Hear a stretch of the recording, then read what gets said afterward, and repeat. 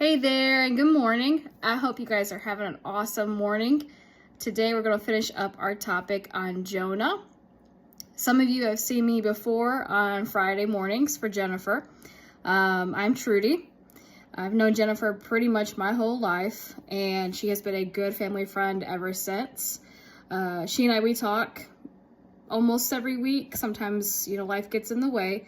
But we decided to do a Bible study together, and Jonah was one of the ones that she had picked. And come to find out, it was one of the ones that I wanted to do also.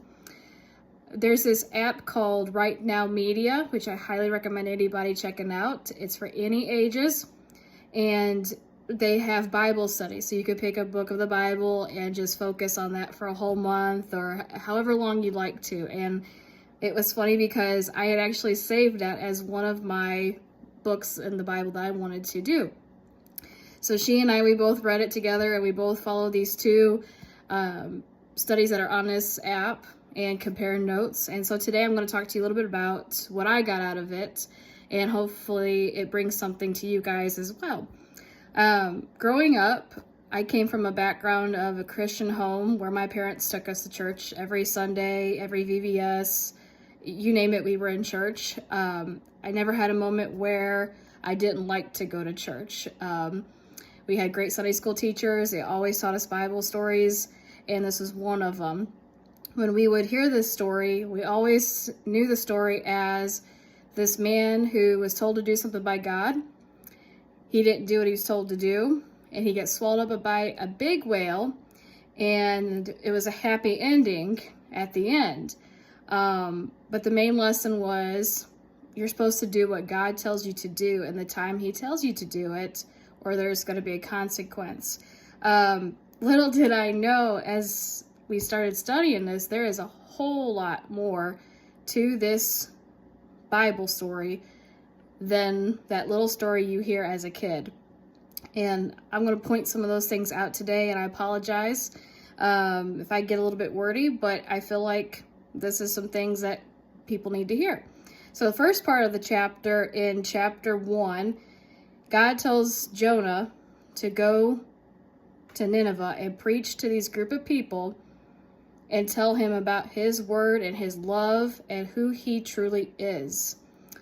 Now, sometimes we are like Jonah in so many ways, and I will admit, I was like Jonah in this. I am not a huge recorder of recording myself, and I did everything I could to possibly run away and not do this, but God kept pointing me back to do this. So with Jonah, during that time, he didn't want to do it. He's trying to come up with excuses, and he's just like a kid.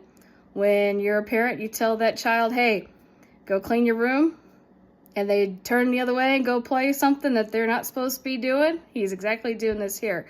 One of the things that really stuck out to me while doing this study was the fact that these group of people at Nineveh, he did not want to tell the gospel to. And that is one of the biggest things we are supposed to do as a Christian in our walk with Christ.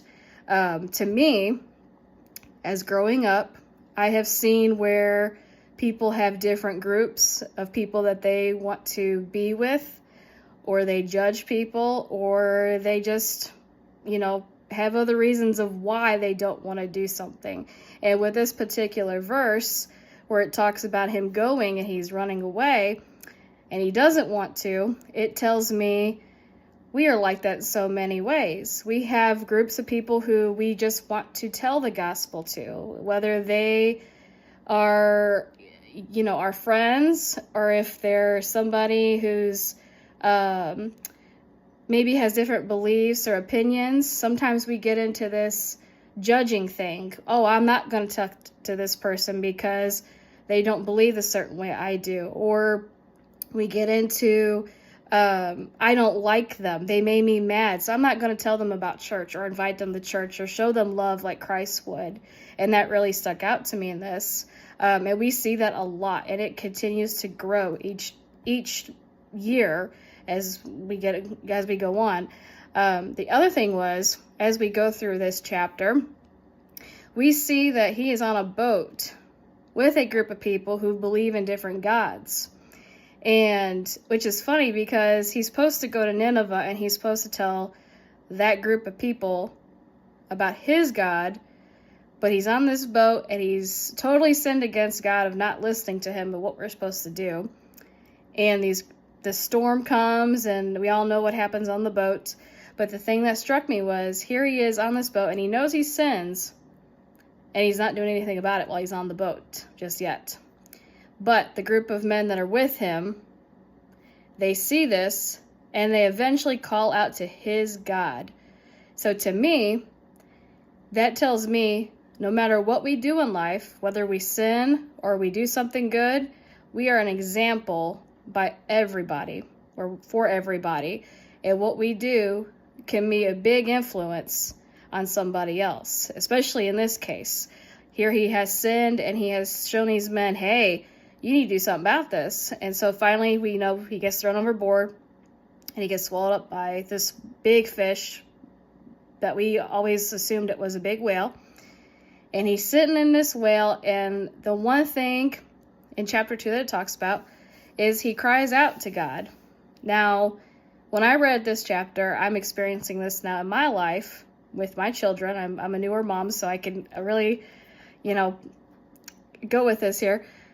We sin sometimes in our life, and we know we sinned, but sometimes are we truly sorry for what we have done? Do we ever say that prayer that says, God, I'm sorry for what I've done. I should have listened to you. I should have done exactly what you said, or I'm sorry that I cheated or I stole or whatever the case is. Sometimes we don't truly know that sin, and sometimes we think we are repenting, but sometimes we're really not. In this case, the way I read this and the way the study kind of explains it in this app is Jonah doesn't really say those things. He's more or less, he's sorry for the situation he's in, but he doesn't say he's sorry for what he does and help me get out of this. He just wants to hurry up, get this done, get out of this, and go home for the day. And sometimes we have to look in our hearts and really think, am I truly sorry for what I've done, or am I doing a counterfeit repentance? Am I just saying I'm sorry, but I'm not really sorry? And sometimes with that can also lead to other things as well.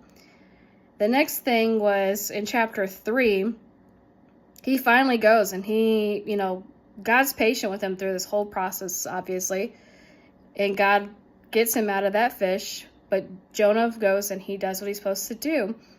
But the thing that gets me is he's still kind of aggravated about what is happening and what he is told to do. And to me, if he's there preaching, this was the one thing that I was thinking the whole time. What kind of attitude did he have when he was teaching these people about Christ? Did he have a good attitude? Was he mad and anger and still talking about this? And sometimes when we're mad about a situation we're in, we need to really think about how our personality and the things we say can affect what we are trying to say. And in this case, we know what happens, and they do finally, some do believe and some do not. But it really made me think, like, was he really sincere when he was talking about this stuff? And so after he goes and he preaches, in chapter 4, we see that he gets angry.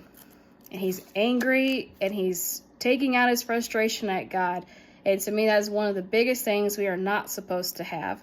Yes, we are supposed to be mad about things, but we are not to be angry at God, at anything. If anything, we are supposed to be like Job and praise him through everything, whether it's a good thing, trials, good times, bad times, you name it. We are supposed to give praise for everything and do what he has asked us. It's like I tell my son every day, just do the right thing and everything will go smooth. And sometimes we're not perfect, but we're still going to make mistakes. But thank God we have a God that we serve that forgives us and shows us mercy and is patient. And And the one thing that keeps going on in that 4th chapter is he's telling God, I knew you were going to do this. Why did you send me? Why do I have to do this? And sometimes we think like that. Sometimes when we choose to tell the gospel to, we think, why do I have to tell these people? They know about this already. When really, no matter what the circumstances, we should just do it and do it right and do what he wants us to tell us. But he is so mad, and he doesn't see the goodness that he's been taken out of this whale. He's, in a better place and everything. And God is still patient with him, and he's still not happy. And sometimes we're like that. Sometimes we are so wrapped up in things in our life that make us mad or confused or just darn right makes us depressed. We get so focused on that we don't see the other things in life of God leading us to what we need, or leading us to something else that we may have to be an example for somebody. And that's one thing I want to close with this end of this chapter is, like I said, we serve a God that is almighty. He's powerful. He's loving. He's caring. And no matter what in life, he still loves us. And all we have to do is call on him and admit that we need him in everything. And if we do what he says and we believe in him, we will have the greatest life that he has promised us. I hope you guys learned something from this and really sit and think about things that I have learned from this. And if there's any kind of questions or comments, or if you think what I said was awesome, give us a thumbs up. You guys have a great day.